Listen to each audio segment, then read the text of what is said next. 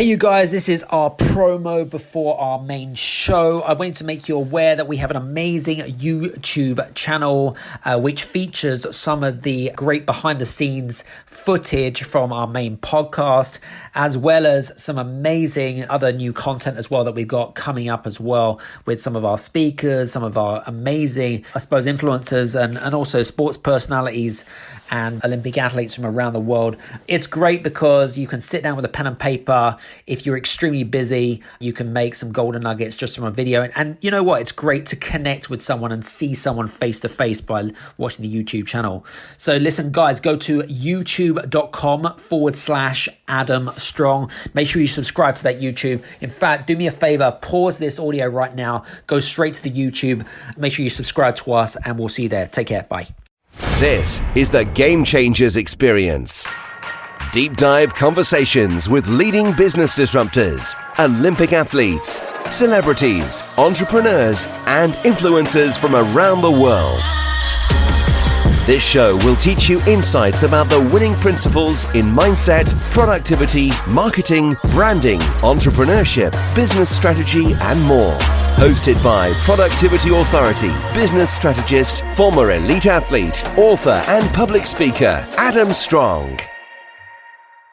Welcome back to another episode of Voice for Good. I'm Elliot Kay. I am your host. And may I say that now I can officially say, and you might have heard me say this already, I am a two-time best-selling author. That's right. My book, Speak, Influence, Sell, went straight to Amazon bestseller. And now I can say I have a two-time best-selling author. Whoop, whoop, whoop, whoop. And as always, this episode is hosting a legend in his own right. And if you want to know more about Adam, who's with us, Adam Strong, read the bio, because I say that every episode, read the bio, because I want to get straight to the nitty-gritty. And this season, as you know, is all about the talk that made you. And Adam, I know, has got a lot of experience speaking. He's spoken internationally. He's got a lot of hours. He's a former peak performer in terms of running and things like that. But again, read the bio if you want to find out more about that. Adam, first of all, welcome to the show. Awesome. Great to be here, Elliot. And what I want to ask you, first of all, is what was the talk that made you? Yeah, good question. Well, I think the talk that really kind of made me, and it's interesting because we were talking about speaking, right? I remember my very first speech, Elliot, and my very first speech was actually a corporate gig at a law firm in London. Oh, yes. Go on. And this was one of these, I suppose, lunch and learn events, right? And lawyers are always good stories. Yeah, they are always good stories, right? So the firm, like I built up a relationship with the, I think it was like the HR manager, and she loved some of the things that I was doing. I think she found my book, or I sent her a copy of my book, and she loved some of the techniques in the book. She was like, hey, so I'd love for you to come in and talk about, you know, this methodology and this. I was like, okay, no worries. We can do that. So I said, you know, how long we got? 60 minutes, all good. And this was probably right at the very beginning of, like, I suppose, my speaking engagement journey more than anything else. Yeah. And I remember turning up, right? And I planned out my slides and that kind of, like, for me, I'm not one of these speakers that is kind of death by PowerPoint. I like to try and get some sort of interactivity. Do you know what I mean, Elliot? Yeah. You mean like to engage your audience? That's crazy talk. What's that all about? What's that? What do you mean engage the audience? Engage the audience. But, you know, I found it particularly challenging because, you know, maybe some of your listeners are, or you know of people that are in that are lawyers or solicitors, and they're consistently thinking about, when do I go back to my desk to earn money? Because they're trading time for pounds. So I felt this kind of, and it was really weird. So I started doing my speech and whatever it is and sharing my story. And you know, when you have a connection with someone, you really feel it. Well, this audience probably was quite the opposite. No connection. No connection whatsoever. And I was like, did I do something wrong here? I was like sharing my story. I talked to them about, and literally, and I kind of, at the end of it, I felt good about it and that kind of stuff. And then the HR manager got back to me. She's like, hey, so we've had the feedback and it wasn't what we thought it was going to be. And I was like, okay, but that's what we discussed type of thing. But anyway, so cut a long story short, So we're not paying you and you can't sue us because we're lawyers. basically in a nutshell, but they'd already paid me anyway or whatever. Oh, that's okay. But, so that was kind of cool. But it was just like a really strange feeling, being in this room of lawyers. And there must have been around, I probably reckon about 30 or 40, but you could really see that they really didn't want to be there. And number one, but number two, they didn't want to show vulnerability. And I really found that kind of very alien. Obviously, yes, we were strangers. I was strangers to the audience, but I found it really alien and things like that. So it was a really uncomfortable first speaking of engagement more than anything else. But, moving on from that, many, many years down the line, obviously, Elliot, you were part of it. We did the Game Changers Summit, which launched May of this year, 2020. Yeah, that's right. Yeah. And I think for me, that was the one talk or seminar or summit, should we say, that really, I suppose, was well remembered for the right reasons in my eyes, because it really hit a number of different things. Number one, it served a purpose. I think that if you are going into public speaking, is that you got to think to yourself, okay, well, what is my message? So that's what the first thing I did is I created a message, right? I created the message of, let's work together. Let's lean in, learn some new skills while we can, and essentially let's try to grow our businesses. So that was kind of my message, and so I had to create the vision and I had to create the message first of all. And then off the back of that, I started studying. It's a bit like I remember I still do these, study TED Talks, TED Talks. These are the types of advice that you give to some of your students. Study the different speakers and how they interact with things and stuff like that.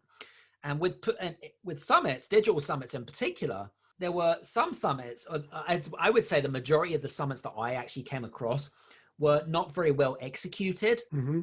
They weren't very systemized. And number three, it was always about the organizer. Right. It came from a place of ego rather than purpose, and that wasn't me. Those are, me, Elliot, that's not my values. My values is all around coming from a place of purpose. So it's purpose-driven values is what I'm about. So I kind of dwelled up with this idea. I studied some of the summits that were working well and some that weren't. And, when we all went down into the kind of the lockdown type of thing, which was back in the middle of March in the UK, but different countries, depending on when you listen to this, where you listen to it, will depend. But I started the initial stages of the summit back in the beginning of March, because I could already foresee, what was going to happen off the back of this. Do you know what I'm saying? So then from there, it took 7 weeks for it to launch. So that was So it was like we went at the speed of lightning, by the way, went at the speed of lightning, which was fantastic.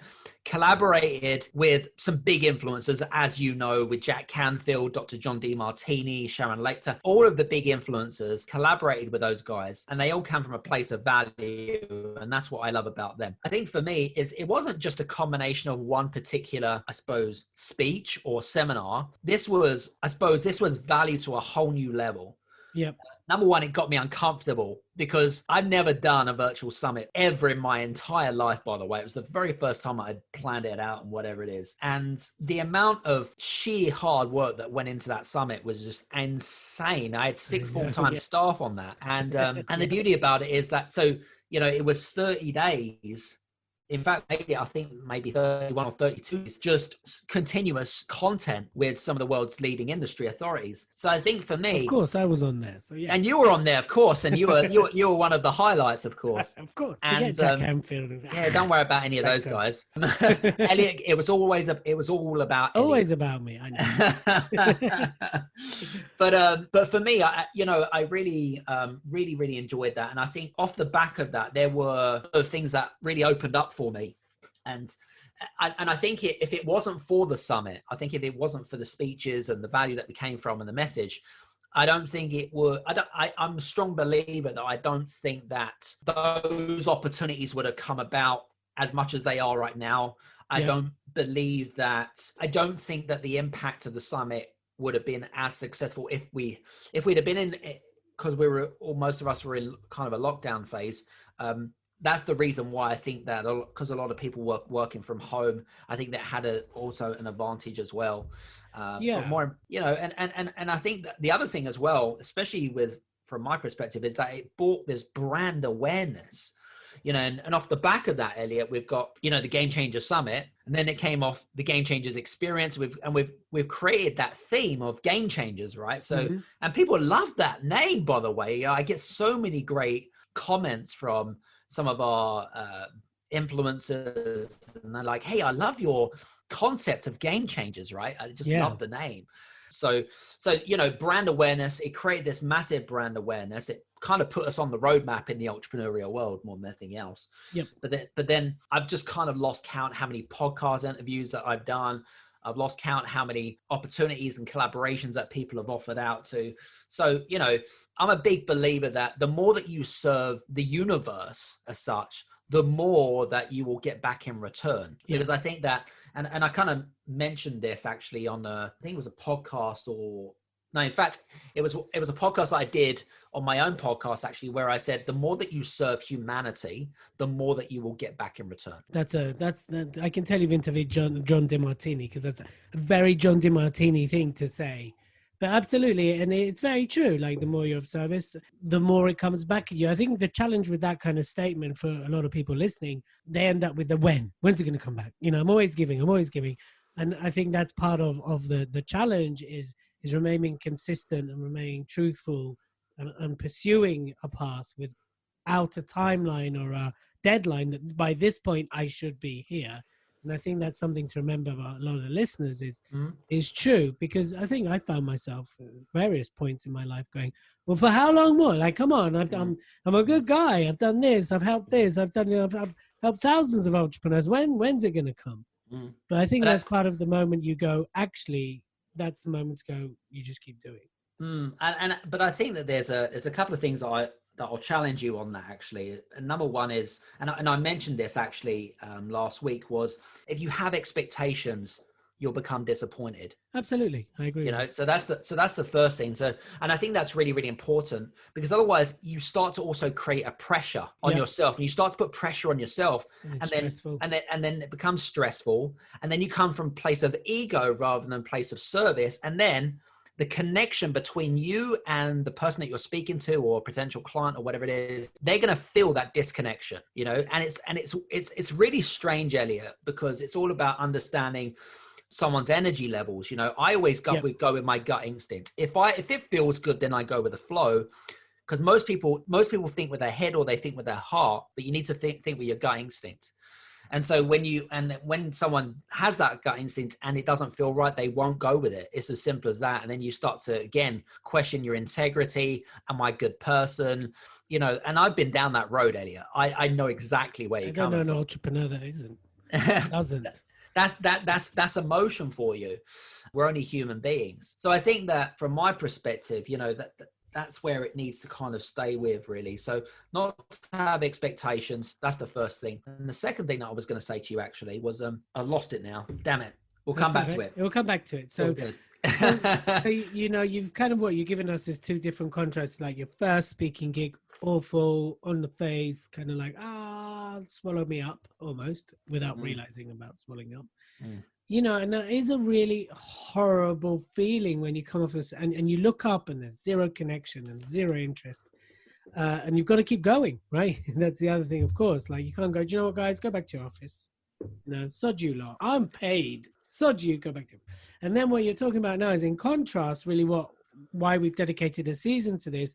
So for you, it's a summit that kind of made you. What it's done, it's opened up opportunity, it's raised your profile, it's got you out there, it's got your name out there. And of course, it now has an extension, right? It didn't just end at the summit. It's got a variety of different elements to it, which is great. And of course, what's underneath that is being of service, right? And I remember when we first discussed the concept, you're like, hey, how can we help people? What can we do to really help people out there right now? And you've really, followed that through. So kudos to you. What do you feel that's done from you on the inside, following through 7 weeks of sheer hell? I remember when you said to me, hey, I want to do a summit. I said, well, you better get used to admin work. Do you remember that? I was like, you're going to have a lot of admin work to go through. But what do you think it's done for you as a person by creating this summit? You know, it's a really good question, actually. And I think for me is that I actually feel really content, if I'm honest with you. I feel like I've really accomplished something really this year because I've impacted a lot of people. And I'm not just talking about a small amount of people. I'm talking about thousands of people have been impacted through some of the work that we've done. Yep. So that's first. So I feel happy and content, not just from my achievements, but also I feel happy and content because I feel fulfilled that I am essentially, I suppose, what's the word I'm looking for? I'm aligning the values that I have as a person, but I'm potentially, I feel like I'm giving of service, you know, to the maximum point that I can give. You know, for me, I'm a big believer is that if you are focused on a project, like for you, Elliot, when you release the book, for example, I go all in or not at all, right? So for me, I went in all in with this particular summit, right? I went all in. Literally, everything else was cancelled apart from the summit. Yeah. And because I'd literally focused and I delivered my A game off the back of that, that's where it came off. And I think it's really, really important to, you know, I just really feel happy and content. But I've also found flow. I found momentum, you know, and I think it's, and I think you really know this, but I also had a newborn baby as well in between having a summit, which was challenging. A newborn baby as well as having a 2-year-old at home. So it was extremely a lot of hard work, and a lot of people that know me personally, you know, they take their hat off to me and that kind of stuff because of, you know, having young kids running around, you know, that like that, Elliot. It's extremely challenging. But no, I really feel like I've found my flow. I found my momentum. You know, I really see the value in content in, you know, for us, like me and my marketing team, for example, we essentially take some of the things that we got from the summit, some of the things that we got from the podcast that we've got launched now, which is the Game Changers experience. And we basically take it into different forms of content. So we are able to maximize the reach and impact more people. So I really am extremely happy and content with it just feels right. Do you know what I mean? It feels like I'm really aligning myself to my values and my passions more than anything else. Because I see so many people that, number one, are doing something because someone else told them to do so, right? And, you know, we live in a society where we're always judging ourselves against other people. And that just drives me insane, because never judge a book like what's on social media. You don't really see what people know on the back end of that. You know what I mean? And I think that people have really got to be subconscious about that. But as long as you're doing as long as you're doing your best, right, you know, and never comparing yourself to others, I think that's really, really important. So, and for me, you know, being a former elite athlete, as you know, and that kind of stuff, I'm such a results orientated mindset conditioned person, where I'm so addicted to helping people, because one of my big values is always helping people. And now some people might say, well, hang on a minute, Adam, you know, everyone says they like to help people, but there's helping people, and then there's genuinely and authentically helping people on a different level. It's completely different. So yeah, and I really do feel like I'm in a good place. So it's helped you be content, and you really feel like you're serving and you're generally helping people. And of course, having been a part of that summit, I've seen the impact, I've seen the growth, not you, and just also externally, and the community it's created as well, and the connections it's created, and the friendships it's created as well. All you need now is a romantic relationship to come out of it. And you've kind of done it all, really, when it comes down to the game change. Maybe you can do game changer dating. I don't know. That could be another thing. Not going to be me, I'll tell you that for sure. No, I know. But, you know, so you've covered a lot. So for people like out there right now who kind of like might be struggling, or to get their voice heard, to get themselves out there, to be seen, to be heard, which is what we talk about a lot on this podcast. What would you say to people who might, let's go with this. What would you say to people right now who have an idea, right? And they've got their gut saying, oh my God, it's a great idea. But they might have people going, that's a great idea. Or they might have, you know, limiting belief within them. Like, what would be your tips for those people right now? My tips really is, an idea is great, but without implementation means nothing. So if you look at my example for the summit, I have zero experience in running summits. Right. Okay. I had to learn how to systemize everything to make it go on an autopilot. I had to learn copy in a very short amount of time, even though I worked with a copywriter. So there were so many things that I had to do at the end of the day. But I think one thing that I've noticed right now, Elliot, and this is very, very true for a lot of people listening in right now, is it's not always about the strategy. Okay. It's about the execution. It's about correct. It's about the action taken off the back of that. So I know there's a lot of people thinking, how do I do this? How do I do? What's the strategy? What is the methodology or whatever it is? But it's not about that. It's actually about going back to foundations. And foundations is, number one, does it align to your values? Number two, have I got the right message right? Number three, have I got a connection? Number four, does it serve others? And number five, where does it lead to at the end of it? So say, for example, one of your listeners wanted to create a summit, or you're executing and you want to go and get into public speaking, or you're rearing up and you're getting prepared for your first summit, or whatever it is. What is the preparation stages? What are you doing to prepare yourself for success, and whatever it is? So some of the things that I learned off the summit, Dr. John DeMartini, we just talked about him, coming from a place of values. Jack Canfield, which is all around, success principles, visualization. What are you doing to visualize yourself and setting yourself up for success? Because all of this stuff really works. It really does. I know that because I was probably, like some of your listeners, the typical type of person that is kind of a bit of a know-it-all and thinks, oh, well, it's quicker and easier to do it myself. You're not a know-it-all, are you? I'm not a know-it-all. Of course not. Definitely not. But there's also, some of your listeners are also perfectionists, and trying to wait for the right time or the right place and the right environment, throw all of that out the window and just do it. That's kind of had that attitude of just do it, get it out there, right, and see where it takes you. The lessons. The lessons, exactly, because at the end of the day, you can only learn something, right, by doing. Yes. Absolutely. And you can only make mistakes by doing too. And if you learn those mistakes, and when you go back to, and it's a gift for public speaking, if you start to learn those mistakes, like I gave you the example of my first speech, you learn from those mistakes, and then you think, okay, well, what is it that what are the areas of improvement that I need to make? Yeah. And right. This is how you, as a person, as a human being, as an entrepreneur, as a speaker, you build brand awareness of yourself. Yep. And you start to evaluate yourself, and you start to think to yourself, okay, well, I know that I need to make those improvements. I enjoy that, and I detest that. So what can I delegate out here, and what strengths can I really focus on my strengths? Because I always say to a lot of my students is focus on your strengths and delegate your weaknesses. Yeah, absolutely. So I've always wondered, I really don't like sneezing. So I wonder if I can delegate that. Have you know anyone that can take on my sneezing? I just think it's such a waste of time. Right? But yes. It's so true. That's what you're talking about, right? I think it's more like tasks and things like that. Yeah. Absolutely. Yeah, absolutely. So, yeah. 100%. No, and it makes a lot of sense, right? And I think a lot of people do get caught up more in the kind of like, oh, I must do this stuff versus the stuff that really gives them joy. And then, of course, they have the excuse of, well, I can't afford to hire someone. And then, the fact is you'll either spend time or money.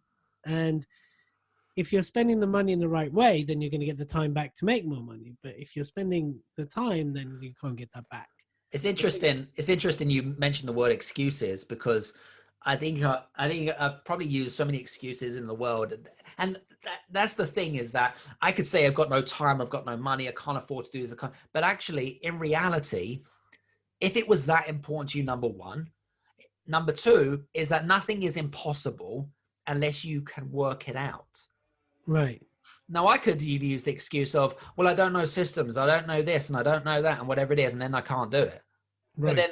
But then it's a bit like if you come across a big brick wall or a hurdle, you're just going to give up, and you're not going to find different ways in which you can maneuver and try to find a different way. There's always a way, because it's the same thing. If you, for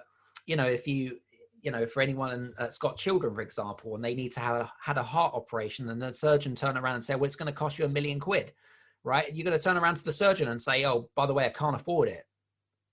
No, you're not. It's exactly the same concept. It's just in a different scenario. Yeah, it's the urgency, it's the desire, it's the passion. 100%, exactly. And I know it's a bit of an extreme example, but it's how you essentially come across it from a different perspective. Do you know what I mean? Yeah, absolutely. So nothing's impossible. Nothing's impossible. It's all about the belief that you have as a person, and and it's a mindset more than anything else. Yeah, absolutely. Which is your speciality, right? That's absolutely. what you specialize in. So brilliant. So some really great tips and some fantastic insights there today in this podcast. I think it's interesting because we've gone into many different directions, but it's the same topic. And it's really been about how to better yourself and how to go after something you really, really want, how to eliminate excuses, how to be purpose driven, and how to just simply get stuff done. Like just get it done and then figure out later. It's that whole say yes first and then figure out how I'm going to do it. And also just adding to that, one of the most powerful things I learned is it's not about the how, it's about the who. And then if you can figure out who can help you get it done, then you can figure out the how to get it done as well. So that's something to remember by. So if people want to connect with you, Adam, if people want to find out more, what do they do? Where do they go? Do they go to Amarillo? Like, well, come on. What's the way here? What's the way? If you guys want to connect with me, I'll be happy to do so. You can go to my website, adamstrong.net, or alternatively, you're very welcome to come and listen to the Game Changers Experience as well, which is available on all the podcasting platforms from Apple to Stitcher to Google, whatever it might be, whatever your preferred platform on is. Any podcast platform, you will find the Game Changer Experience. Absolutely. That's brilliant. Adam, thank you for being with us today. Thank you for sharing your experience, your insight, your knowledge, your mindset, your tips. It's been brilliant. I've enjoyed it. And as I'm going to end every podcast, I'm always going to say this. Remember, people, be seen, be heard, and always use your voice for good. Till the next episode, I'll see you all soon. Hey, you guys, I just want to say thank you so much for listening in to this episode of the Game Changers Experience. I hope that you got some amazing value, some great insights, and golden nuggets that you can implement into your business straight away. I would really, really appreciate it if you could leave a 5-star review on the button below. Have a fantastic day, and we'll see you on the next episode. Take care.